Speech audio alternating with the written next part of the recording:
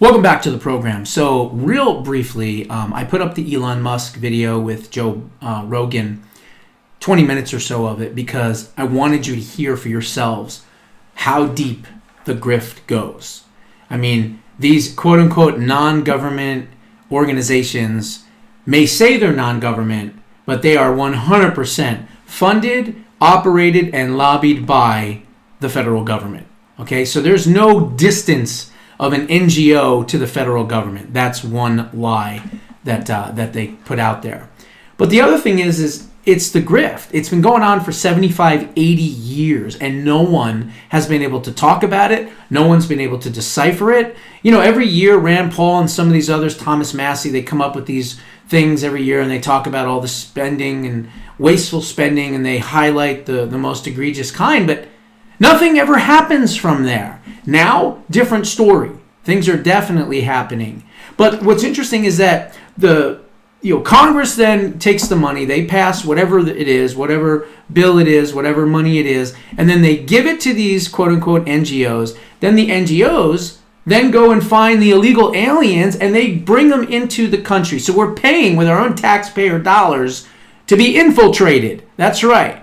And then what happens is they take the extra money, and that NGO starts another NGO and gives that money to the next NGO. And then that NGO lobbies Congress, gets more money, and they always come up with a crazy name, kind of like what Elon said, the Ministry of, Ethics, or, whatever, the Truth Institute, whatever it might be. And then the next one happens, and then the next one happens, and the next one, and the next one, and the next one. And eventually, all of our money is going to all these NGOs, and they are going around the globe finding these people and dragging them into the country. So these NGOs need to stop.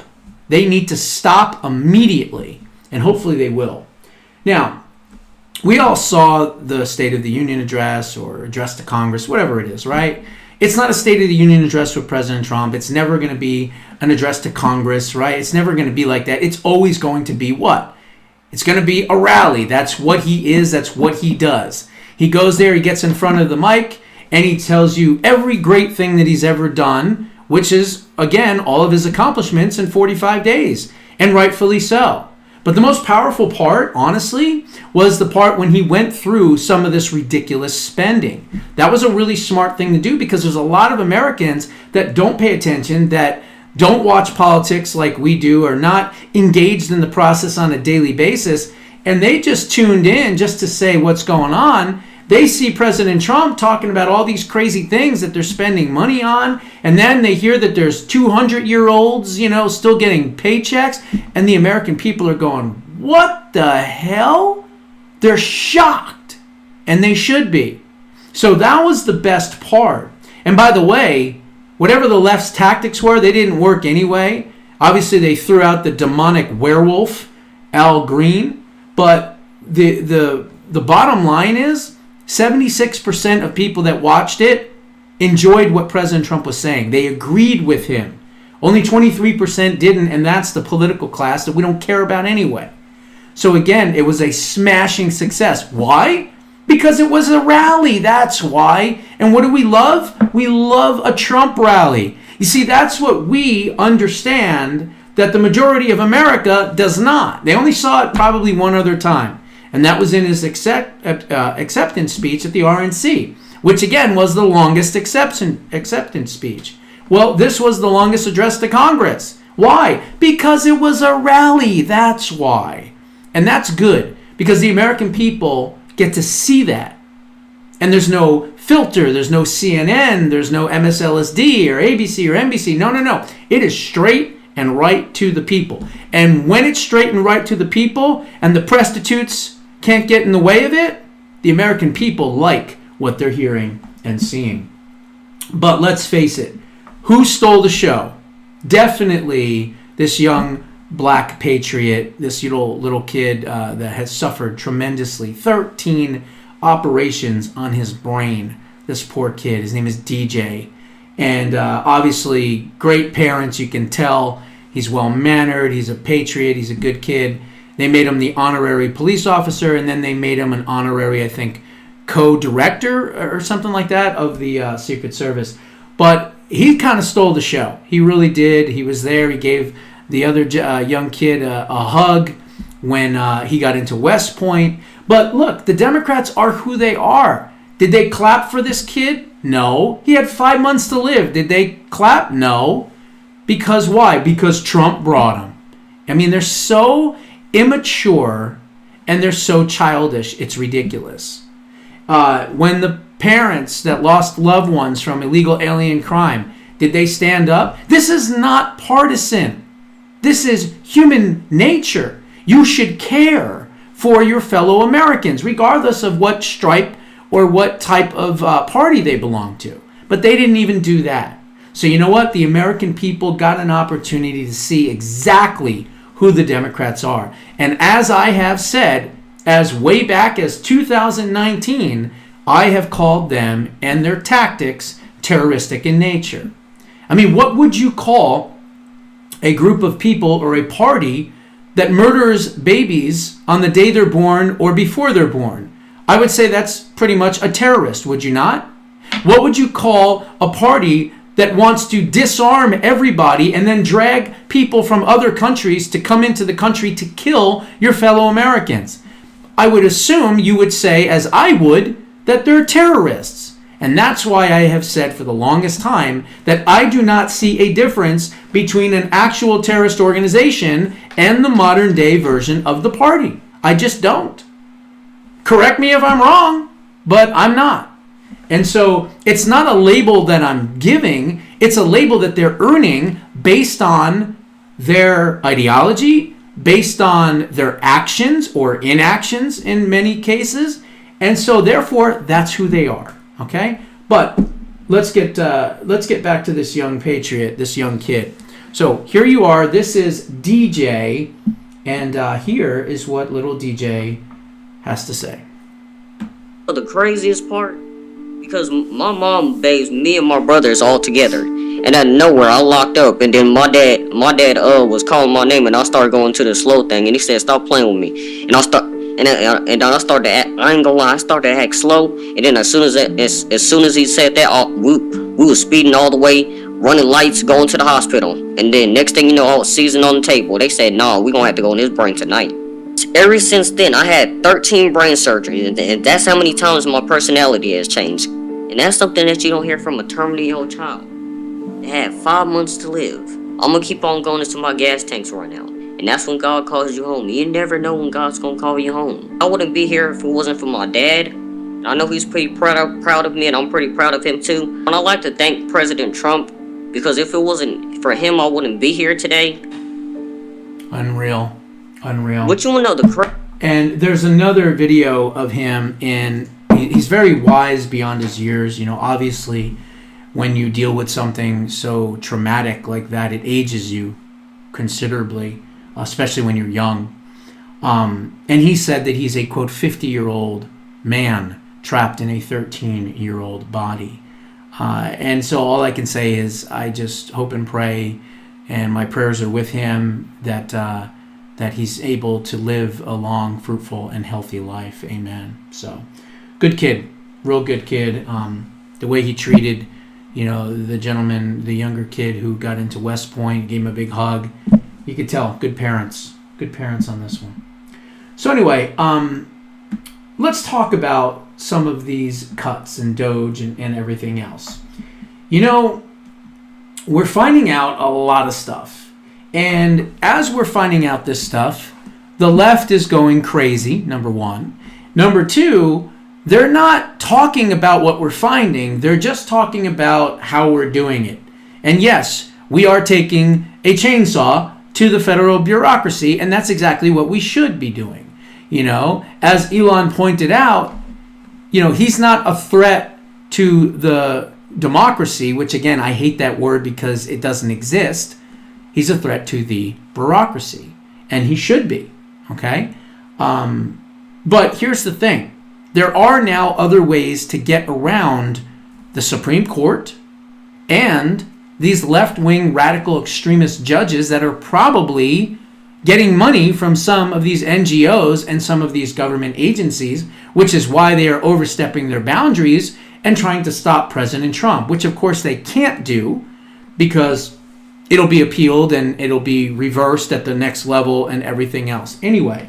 And if the Supreme Court decides that, we should continue with this spending, I don't think so, Supreme Court. That's not going to work either. And there are ways to get around it. And one of the ways to get around it is using a rule from 1974. It's a budget law on rescission. And rescission meaning to take back expenditures that have been allocated by Congress. And how does it work? Well, I'm going to explain it to you. But first and foremost, it works by basically having the president submit to Congress a rescission of certain amounts of money or fraud or abuse or whatever it might be. And then Congress has 45 days to act on it. And if they don't act on it, then sadly, all of that stuff has to be paid for. But let me read a little bit further into this, okay? So GOP senators are now pitching Elon Musk and DOGE, and even President Trump for that matter, on using 1974 budget law to cut spending. Here's how this works.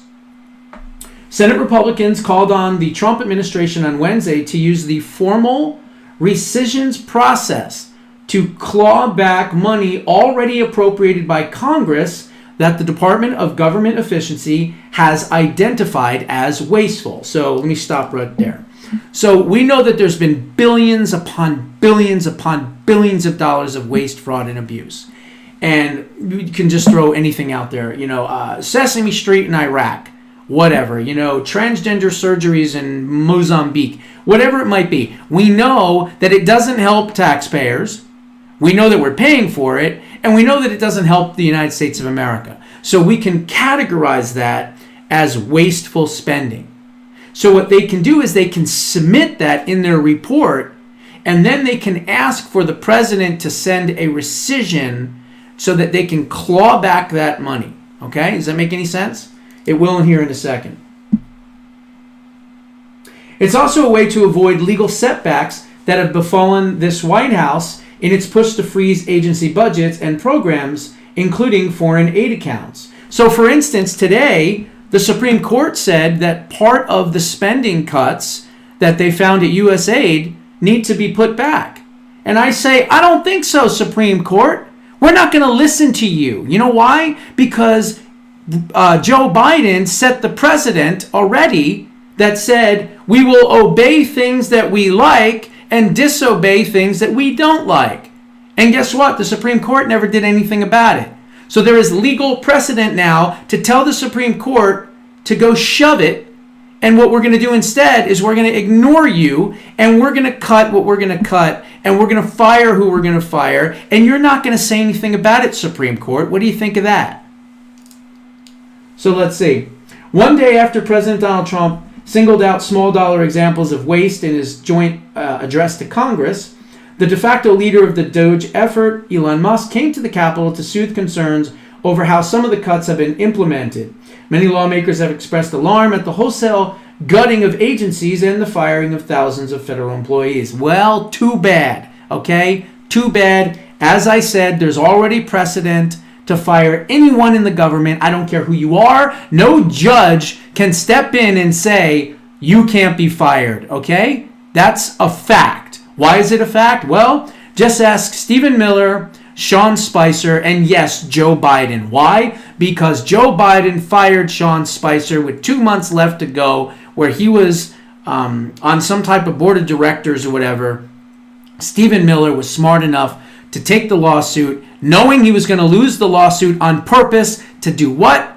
To set precedent. The Supreme Court stepped in and said, Joe Biden, as fake president, you have the right to fire anyone you want. So guess what? There is legal precedent to fire anyone.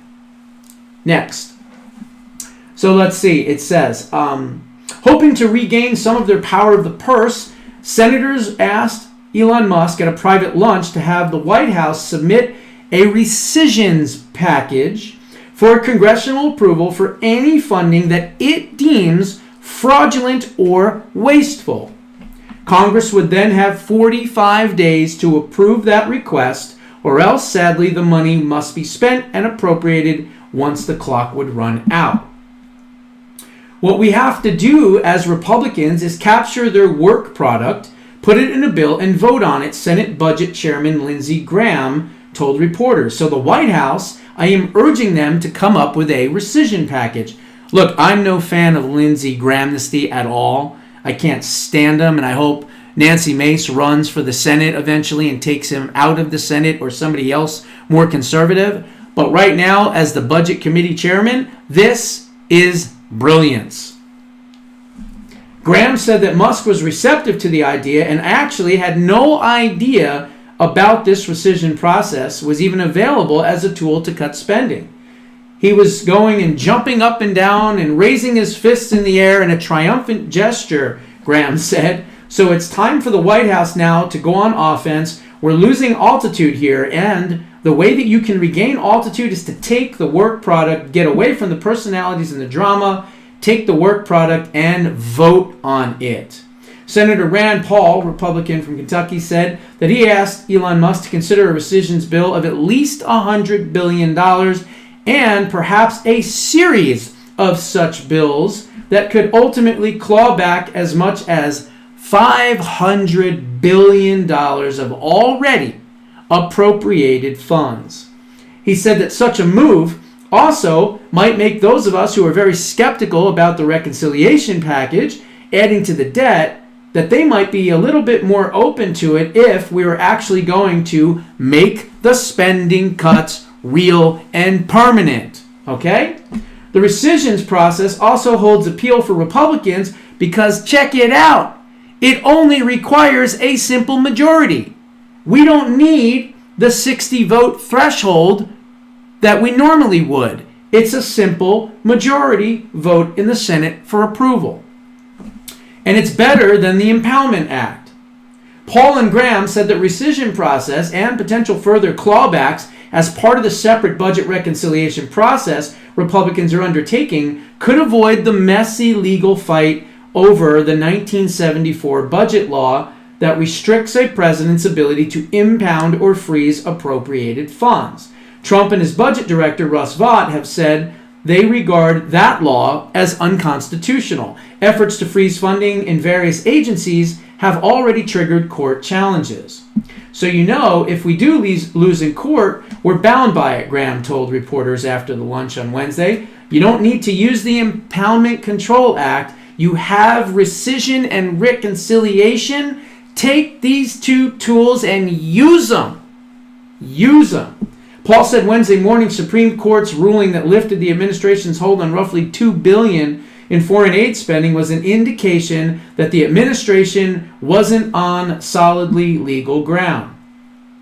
We had a ruling this morning from the Supreme Court that seems to be pushing towards that there needs to be a rescission, that they're not going to be able to just impound. I thought the court would actually let them impound it until September 30th, until the end of the year. They're already saying, no, it's going back to the lower court, Paul said. So my message to Elon Musk was, let's get over the impoundment idea. Let's send it back as a rescission package, because then we'll get 51 senators or 50 senators plus J.D. Vance to cut the spending permanently.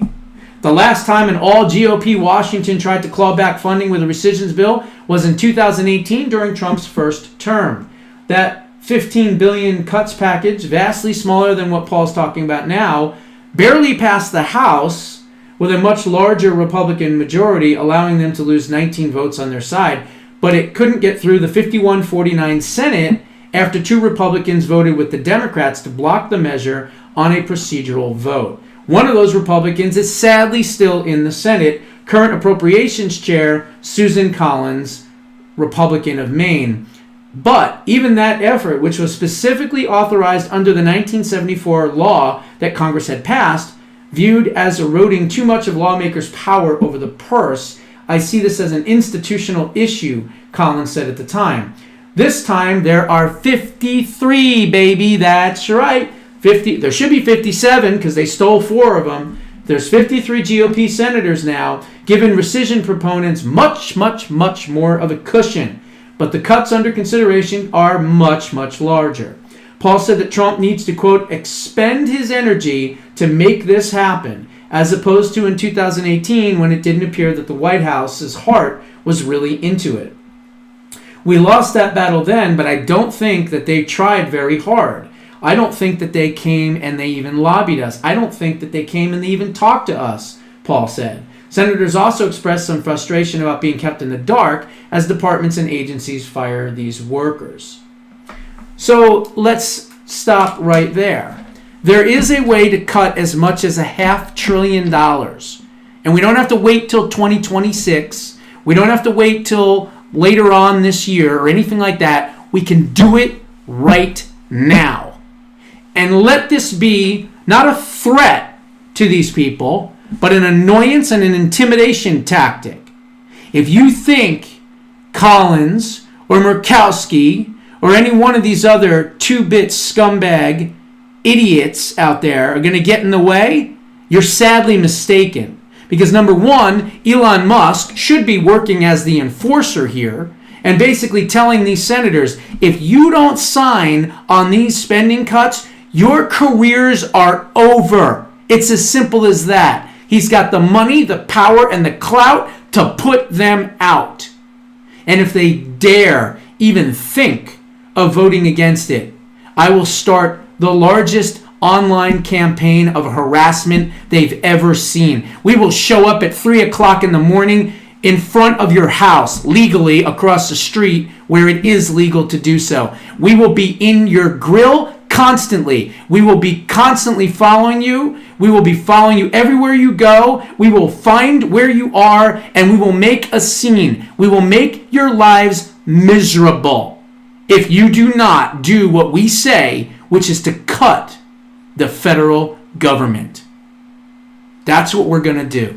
So hopefully Elon Musk will be the enforcer, the consigliere, as I've called him before, and we're going to make sure that we get these cuts done and make sure that they're permanent. And we don't need Congress. We need Congress, but we don't need these judges to get in the way, and we don't need the Supreme Court to get in the way. All we need is 51 votes, 50 with Vance. So let this be a warning to the RINOs. You best get in line or else. Those are my thoughts. What are yours? Put them down in the comments below. We'll see you in the next one.